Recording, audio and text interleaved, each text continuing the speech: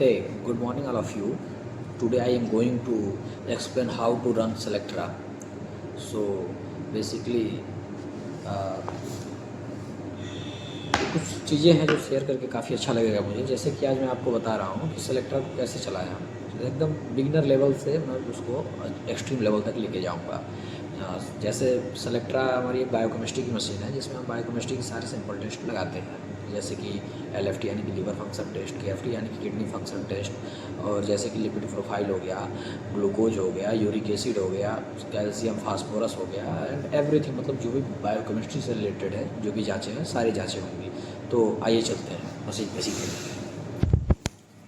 So you can see this is Selectra Pro M and this is monitor to operate the system, and this is a reagent disk and this is the sample disk, and both are arms. This is reagent arm and this is a sample arm. चलिए आपको screen पे लेके आता हूँ, हिंदी में explain करते हैं अच्छे से। देखिए, सबसे पहले ये हमारा मॉनिटर है जिसमें हम इलीटेक नाम से एक सॉफ्टवेयर आता है जिसको हम ओपन करेंगे। ये सॉफ्टवेयर बेसिकली सेलेक्ट्रा प्रो एम के लिए ही बनाया गया है। ज़रा सा वक्त लेगा ये मशीन चालू होने में। देखिए, हम लोग सॉफ्टवेयर को ऑन कर लिए हैं। अभी ये रीसेटिंग मोड में है। जब तक ये रीसेटिंग होगा, यानी मीन्स ये जितने भी आर्म्स होंगे और ये डिस्क होंगे इसको रीसेट करके अपने प्राइमरी पोजीशन पे लेके आएगा, और रीसेटिंग के बाद ये स्टैंड बाई मोड में जाएगा। तो फिर हम इस पर ऑपरेट करने के लिए हम जो भी कमांड होगा वो देंगे। देखिए, हमारा सिस्टम स्टैंड बाई में आ गया है।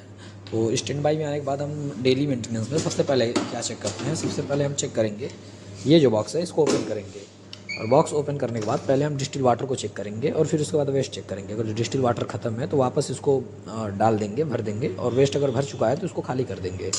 और ये सब चेक करने के बाद हम डायरेक्ट आते हैं सॉफ्टवेयर पे।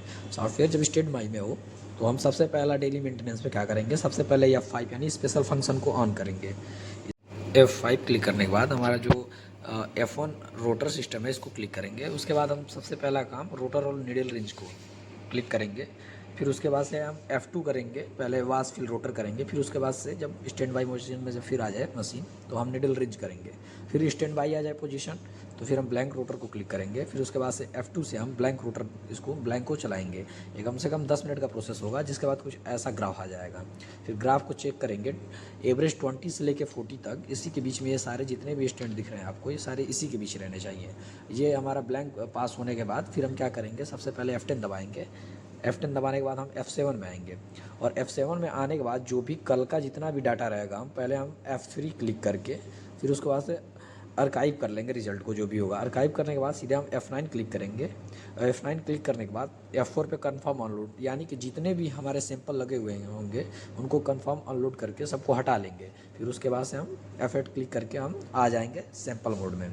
सैंपल मोड को ऑन करने के बाद हम पहले चेक करेंगे रूटीन को हम सेलेक्ट करेंगे। उसके बाद सैंपल आईडी में हम सैंपल की जो भी आईडी होगी हम वो सैंपल आईडी डाल देंगे।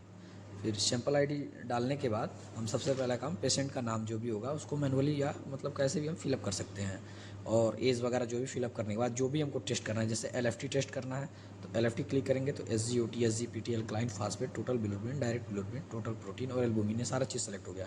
KFT भी करना है तो KFT जैसे सेलेक्ट करना है। उसके बाद से हमको दूसरा काम क्या है, फिर F8 क्लिक करना है। F8 क्लिक करने के बाद हमको F9 क्लिक करना है। F9 क्लिक करने के बाद इस पर डबल टैप करें या फिर हम कीबोर्ड से एक बार एंटर बटन प्रेस करें। तो चलिए हम क्लिक करते हैं, और क्लिक करने के बाद देखिए ये येलो कलर का जो भी ब्लैंक दिखा रहा है यानी कि 3 नंबर, हमारा सैंपल 3 नंबर पे जाएगा।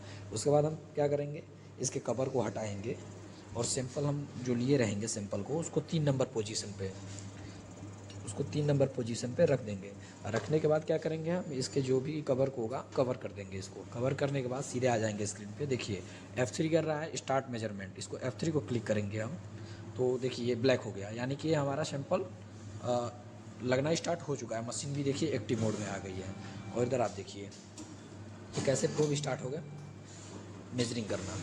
तो फिर उसके बाद से हम क्या करेंगे, F7 क्लिक करेंगे और उसमें देखेंगे कि ये जो हमने अभी सेलेक्ट किया है वो देखिए टेस्ट लगने लगा है, SGOT, SGPT, क्रेटिनिन, यूरिया, ऐसे ही लगेगा और एक्टिव। ये लगभग 20-25 मिनट का प्रोसेस होगा। उसके बाद से हम रिजल्ट की तरफ आएंगे सीधा। देखिए मेजरिंग होने के बाद जो भी प्रोसेस था वो कंप्लीट हो चुका है और ये हमारा देखिए टेस्ट का रिज़ल्ट आ चुका है, जो कुछ इस प्रकार से है। आई होप कि आपको वीडियो इन्फॉर्मेटिव लगा हो। अगर जो वीडियो थोड़ा भी इन्फॉर्मेटिव लगा हो तो एक लाइक कीजिए, चैनल को सब्सक्राइब कीजिए। मिलते हैं एक नए इनसाइट के साथ, तब तक के लिए bye bye. Thanks for watching.